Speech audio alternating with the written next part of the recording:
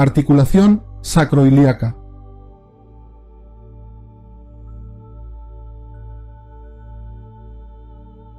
En esta vista posterior de la pelvis vemos el sacro, que está entre los dos huesos ilíacos.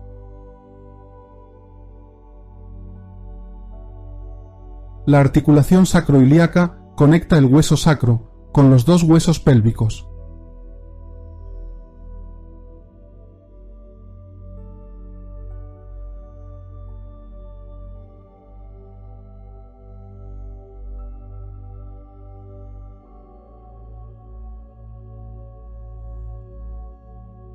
El sacro constituye la base de la columna vertebral. La articulación sacroiliaca permite la estabilidad y ayuda a transferir el foco a través de la pelvis a la columna vertebral. La base conecta la columna vertebral y la pelvis.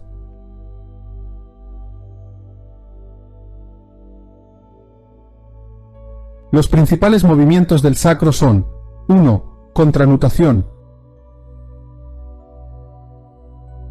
Movimiento de deslizamiento hacia atrás del sacro. Y 2. Nutación. Movimiento de deslizamiento hacia adelante.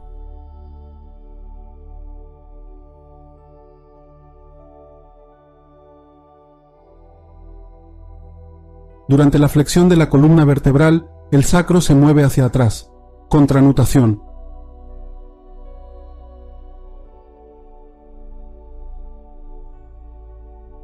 Durante la extensión de la columna vertebral, el sacro se mueve hacia adelante.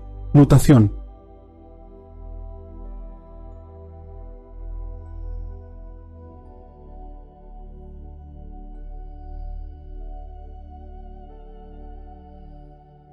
Durante la nutación, la articulación está en estado de compresión.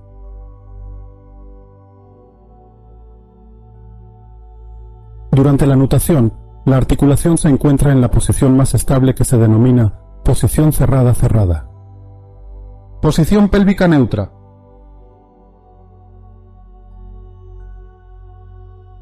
El sacro está en nutación. La articulación es estable en la posición más segura para absorber cargas. Esta posición también permite una actividad óptima de los músculos centrales.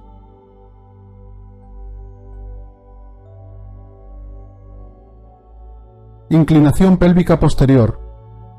La columna vertebral está flexionada. La lordosis de los lumbares disminuye. El sacro se encuentra en contranutación. En esta posición, la articulación es vulnerable. La capacidad del sacro para soportar la columna vertebral se ve afectada. En posición natural, el sacro está en ligera nutación.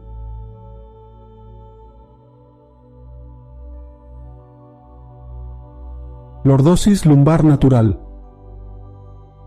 El sacro está en nutación. La base estable y fuerte, y las vértebras lumbares pueden prevenir la aparición de problemas de espalda. Conclusión. Para conseguir la estabilidad normal y la estabilidad natural, debe mantenerse una posición pélvica neutra o natural. En condiciones de carga sobre la columna vertebral, la lordosis natural debe mantenerse con una ligera inclinación pélvica anterior. Mantener la lordosis natural en ligera inclinación pélvica anterior. Inclinación pélvica posterior y flexión de la espalda, la base es vulnerable. En las posiciones que crean carga en la columna vertebral, la posición exacta de la pelvis y las vértebras lumbares puede prevenir la aparición de problemas de espalda. El plexo sacro. El plexo sacro es una red de nervios motores y sensitivos que inervan los músculos y la piel de la pelvis y las extremidades inferiores. Está situado en la superficie de la pared pélvica posterior.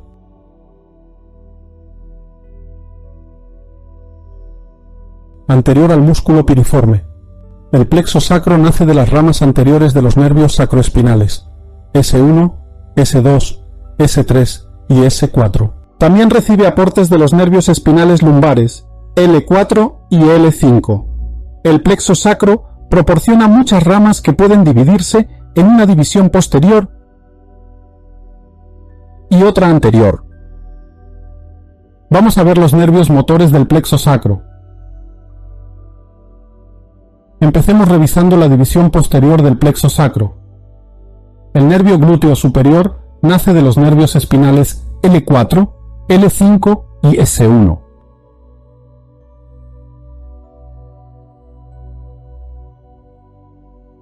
El nervio glúteo superior inerva los músculos glúteo medio, glúteo menor y tensor de la fascia lata.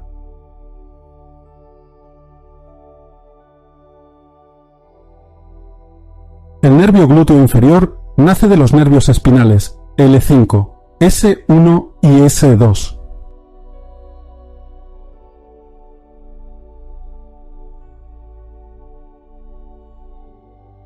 El nervio glúteo inferior inerva el músculo glúteo mayor.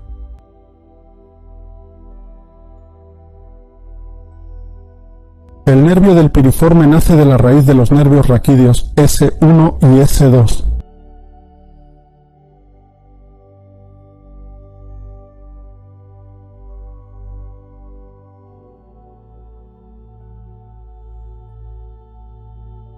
Veamos ahora la división anterior. Los nervios espinales L4, L5 y S1 dan origen al nervio que inerva el cuadrado crural y el gémino inferior.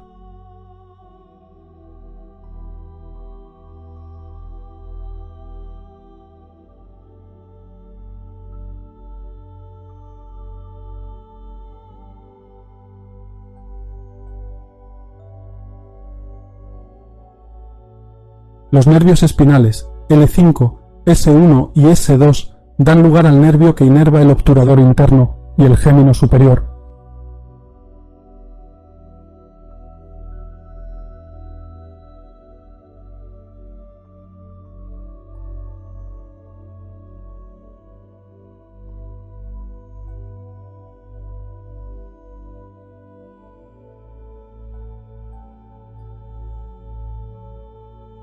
Los nervios espinales C2, C3 y S4 dan origen al nervio pudendo.